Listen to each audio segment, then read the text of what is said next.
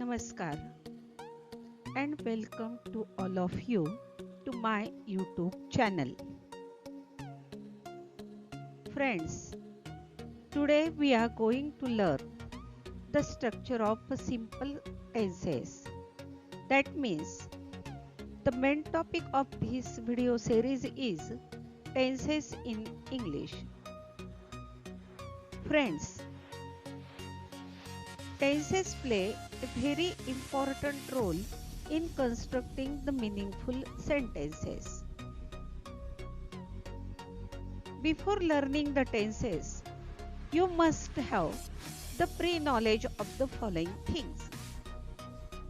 The first one, you must know the helping verbs. Now for the simple tenses, which helping verbs are used here?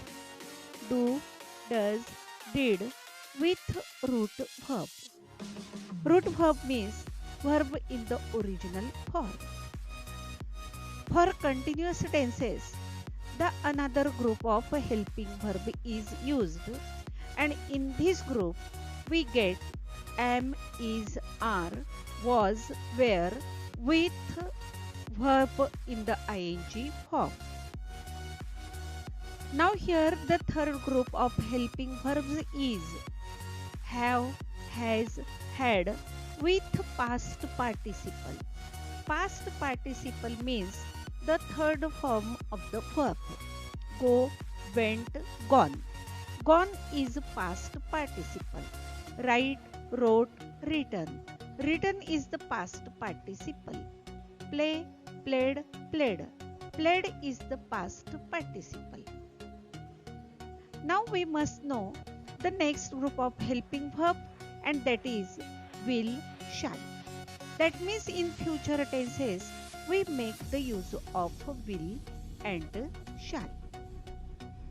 Now let us discuss the titles of the tenses. There are three main tenses in English. The first one is present tense, second one is past tense, and the third one is future tense. There are four aspects in English. The first one is simple, second one is continuous, and continuous is also called progressive. Next one is perfect, and the last one is perfect continuous or perfect progressive. The last one, that means fourth one, is the combination of second and third. Now with the combination of these, we can here form 12 tenses in English. Actually what we do here, we take simple this word and we say simple present tense, simple past tense, simple future tense. That means take one object from take one aspect from this one and add present, past and future. So let us see how we have formed the titles of 12 tenses. First one, aspect is simple. I will add present, past, future and I will get three tenses. Simple present tense, simple past tense, simple future tense. Now I will move to the another aspect, and that is continuous. Continuous is also called progressive. I will add present, past, future. Present continuous tense, past continuous or progressive tense, future continuous tense or future progressive tense. Now let us move to the next. Now here I am going to take the third aspect of perfect, and I am going to add present, past, future to them, and I will form the next three tenses. The first one is present perfect tense, next past perfect tense, and here ninth one is future perfect tense. Let us go for the fourth group. The fourth group is the combination of perfect and continuous. So here we will add present, past and future to that one and see the combination. Tense number 10. present perfect continuous tense or present perfect progressive tense, past perfect continuous tense or past perfect progressive tense. And the last one is future perfect continuous tense or future perfect progressive tense. I think you got the idea how to form the titles of the tenses. Now let us move to the simple present tense. In this video, I am going to discuss the structure of a simple present tense, simple past tense, and simple future tense. In the next videos, the structures of the remaining tense will be discussed, and then here I will undertake the program of making videos on the uses of tenses separately. Now see, affirmative sentence. In the affirmative sentence, how is the verb structure? Let us see.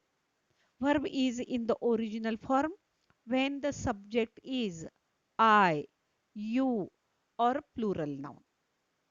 That means I go, you go, students go.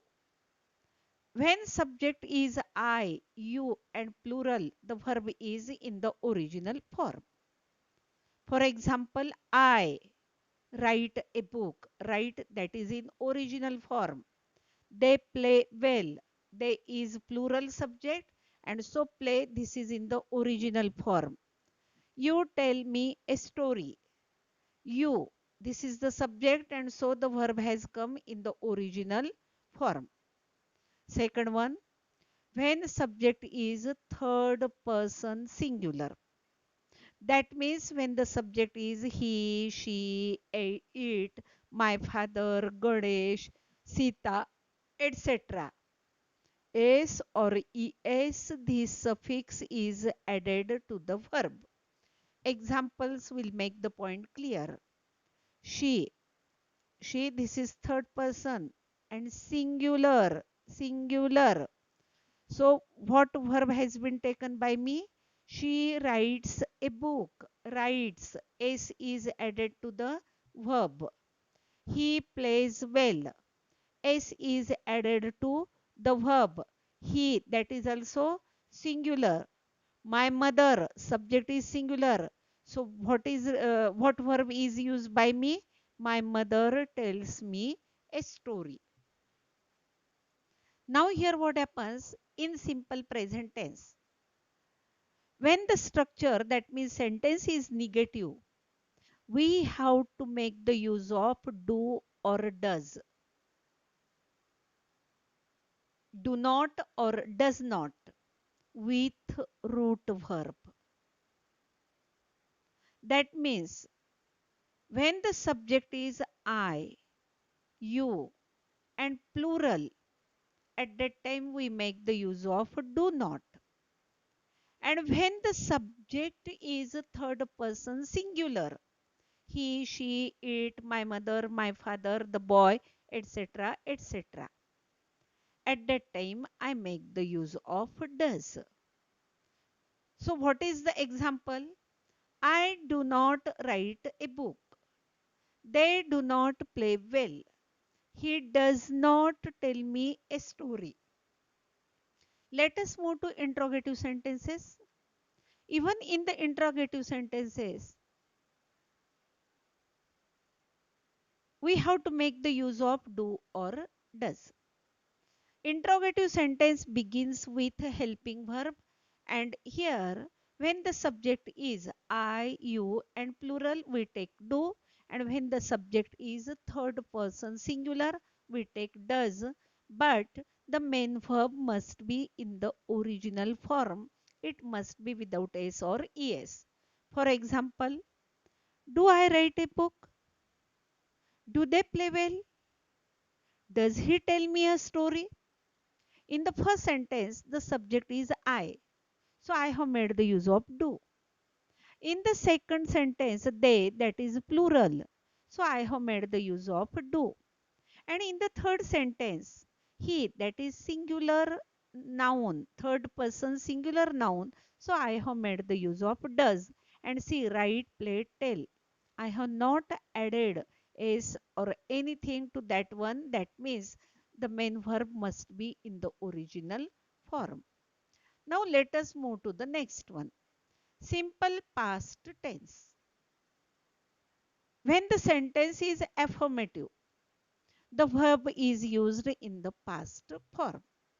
For example, I wrote a book. What is the past tense of write? Wrote. मी पुस्तक लिहिलं.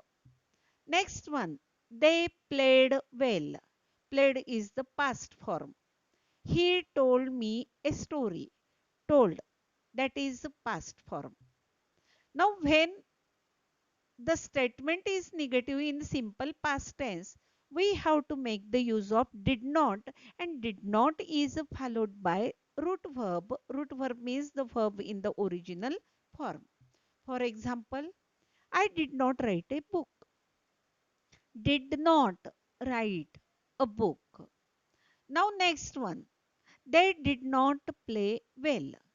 Did not play, that is in original verb. Did, that is the past tense of do. Already we have taken did this past tense, so it is not necessary for us to say played.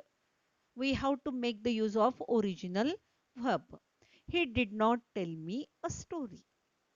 Did not tell. He did not tell me a story. Next, in interrogative sentences of simple past tense, it begins with did. Did is followed by subject. Subject is followed by root verb with question mark at the end of the sentence. Example. Did I write a book? Did I write? I have not used wrote. Did I write a book? Did they play well? Did they play well? Next one. Did he tell me a story? Write, play, tell. These are in the original form here. Now let us move to the next one. That is simple future tense. Now affirmative sentence of simple future tense. Very simple one. We have to make the use of shall or will with the root verb, original verb. Shall, that is used for I and we. When the subject is I or we make the use of shall. Actually, shall and will, they are, actually I and we, they take will also. And for the remaining, we make the use of will. I shall write a book. Second one, they will play well. Third one, he will tell me a story. Shall write, will play, will tell. Shall and will give us the clear cut indication that the sentence is in future tense. When the statement is negative in simple future tense, we add not to the helping verb. And which are the helping verbs here? Shall and will. So let us see the statements. I shall not write a book. They will not play well. He will not tell me a story. Now, when the statement is interrogative, that means question in simple future tense. Actually, what happens? Question always begins with a helping verb. So we have to begin the sentence with shall or will, which is followed by subject plus root verb. Shall I write a book? Will they play well? Will he tell me a story? So in this way, I think you have got the idea about the structure of tenses. To sum up simple tenses, I have given you a table. How it is given you? Three columns are there. The first one is tenses, second one is structure, and the third one is examples. A single sentence is taken by me. Now see, simple present tense, what is the structure? Root verb or verb with s, es. and negation is there, negative sentence is there, we make the use of does not or do not plus root verb. Examples will make the point clear. In simple past tense, verb is in the past form. If negative sentence is there, we make the use of did not plus root verb. You can read the examples here. Simple future tense, shall or will is there with root verb.